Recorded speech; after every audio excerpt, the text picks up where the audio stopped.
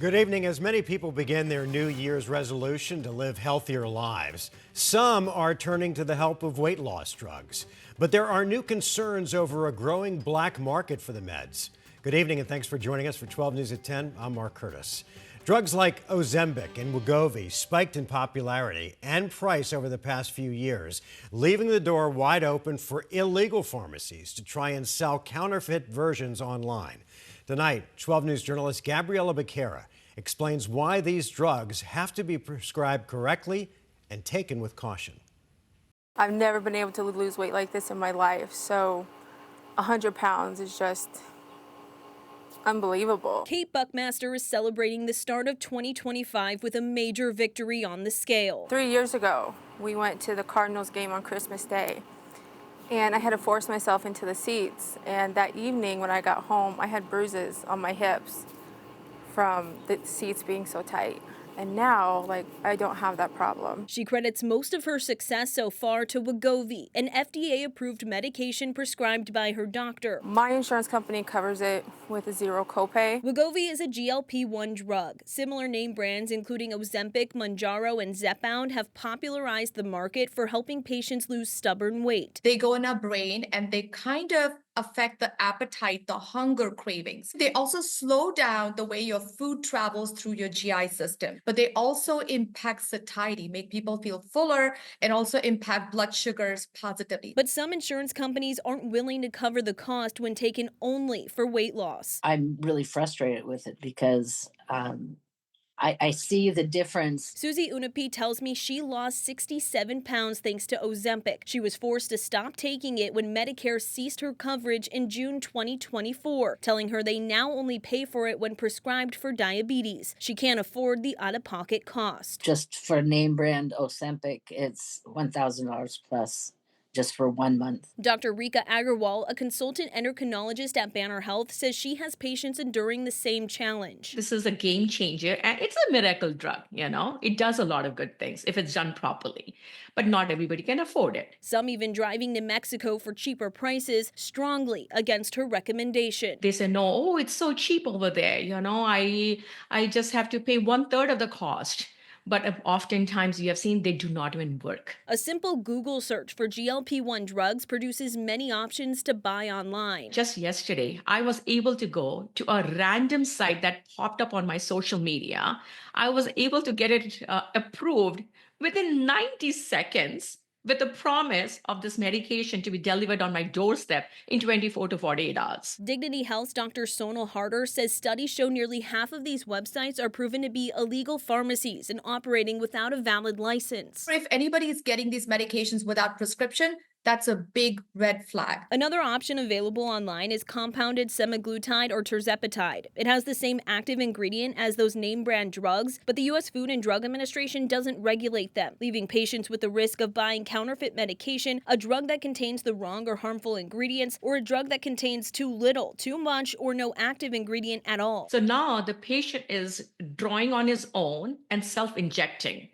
And sometimes they can overtake. Those risks are keeping Unapi from buying those drugs online. I won't get anything compounded or anything from off of the internet because I don't know really what's in it. Even when taking these drugs correctly as prescribed, doctors warn they can have serious side effects. Nausea, vomiting, constipation, GI discomfort. And must be paired with diet and exercise. So that needs to go hand in hand. But patients like Buckmaster prove these drugs can be life-changing. You'll eventually love the outcome on the other side of it. Gabriela Becerra, 12 News. Gabby, thanks. Happening right now in Phoenix, police are investigating a crash involving a city vehicle. It happened near 27th Avenue in McDowell with a van appearing to be a part of the city's community assistance program.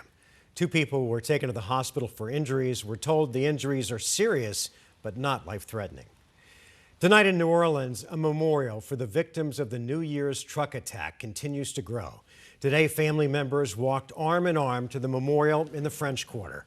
Louisiana's governor has declared a mourning period that will begin Monday, with each of the 14 victims getting their own individual day of remembrance. President Biden is scheduled to visit New Orleans on Monday. Meanwhile, the investigation into the suspect Samshud Din Jamar was focused on his home in Houston today. The FBI says they found a significant amount of bomb-making materials inside. And in Las Vegas, they're releasing new details about the man suspected of blowing up a Tesla Cybertruck outside the Trump International Hotel. Investigators say Matthew Livelsberger left behind a note saying it was meant to serve as a wake-up call for the country's ills. They also say it appears he harbored no ill will towards President-elect Trump. Police say Livelsberger, who was a highly decorated Army soldier, died from a self-inflicted gunshot wound just before the explosion. The Arizona Burn Center at Valleywise Health will soon treat 6 patients injured on New Year's Day in a massive fireworks explosion in Hawaii. The explosion near Honolulu killed 3 and injured roughly 20 others. Officials believe a case of 50 fireworks tipped over and fired into a carport, which then set off even more fireworks inside. Valleywise says the 6 burn victims will be transported by the U.S. military and will arrive in Arizona sometime tomorrow. A tragic story out of South Phoenix, where fire officials say several dogs and puppies were killed in a mobile home fire. 12 News journalist Chase Golightly spoke with a homeowner who says he woke up to the smell of smoke and barely made it out himself. Officials tell me the fire moved quickly throughout the entire home. Security camera footage showing the moments the homeowner tried to rush in to save the dogs when he was hit by the flames. Come outside! Come outside! Joseph Souza seen yelling for his dogs after his home caught fire. Flames are shooting out of this room. Inside, a total of 13 dogs, including a litter of puppies. They were only a couple days old. Souza says he wasn't hoarding the dogs. Some of them belonged to his mom, who was staying with him while she visited from out of town, and he was planning on rehoming the puppies when the fire broke out. While 4 dogs were able to make it out, Souza says 9 others, including the puppies, didn't. I tried to go in there, but the flames were coming through the roof. It happened Friday morning near Baseline Road and 40th Street. Souza says he was asleep when he woke up to the smell of smoke. It happened so fast. He ran out through his back door and tried to enter where the dogs and puppies were to save them. But when he opened the door, The flames, boom, hit me. the smoke and flames were too strong. And then I couldn't see it, and I was afraid that if I go in any deeper, I'm going to lose consciousness, and I'm not going to know where I'm at. Captain Rob McDade with the Phoenix Fire Department says the fire quickly spread throughout the entire home. When crews arrived, they also tried to get to the dogs, but it was too late. And I can tell you that the firefighters did everything they could to get these animals out. Souza losing almost everything in the fire except for some clothes. When asked what he thought caused this, he believes it was one of the space heaters he was using to keep the puppies warm. I know it was that heater. I know it was that heater because I've never had any issues with electrical. The Phoenix Fire Department also telling us they found multiple space heaters inside the home which may have sparked the fire. However, the cause is still under investigation. We're in Phoenix. Chase Golightly, 12 News. All right, Chase, thanks. The valley's air quality is improving after New Year's fireworks brought our hazy skies. Now, the Arizona Department of Environmental Quality says our poor air quality broke records. On New Year's Day, Phoenix saw its highest smoke levels since they started tracking it back in 2010. And for the first time, smoke levels reached the very unhealthy category at 3 different monitoring locations. Let's check in with meteorologist Crystal Long for your weather impact forecast. Crystal, we broke a heat record in the valley today. Yeah. It's January. I know. Any chance that's going to go into the weekend? No, temperatures are going to simmer down by tomorrow, but they're not going to lose their above average status. Okay, so here's the record recap for today. Guess what? It wasn't just Phoenix making changes to the record books already, just 3 days into 2025. We set records in Prescott, Show Low, Window Rock, and the Grand Canyon. Now, tomorrow, we're going to take away roughly 10 degrees from the high temperatures we hit today, but look at this. We're all still in the above average boat. In fact, some of you as much as 17 degrees above seasonal standards. Safford talking to you. Phoenix will tack on an extra 6. So when you do the math, these are the numbers you get. 71 in Safford, got lots of 70s out there. That's popular number. 72, that's going for Phoenix. Gila Bend. We have 71 out in Havasu. We're making it into the 60s in Sedona barely, and just shy of that for Kingman. Flagstaff 49, and notice some gusty winds showing up tomorrow in our mountain regions. They'll be jumping up around in the 30s. Crystal, thanks. Today, Valley firefighters gathered to remember one of their own who courageously lost his battle with cancer. Scott Latham was diagnosed with an extremely rare and aggressive form of cancer this past July. Today, loved ones celebrated his life, saying the dedication and passion he had for public service was unsurpassed. His family and colleagues say he was always committed to helping others.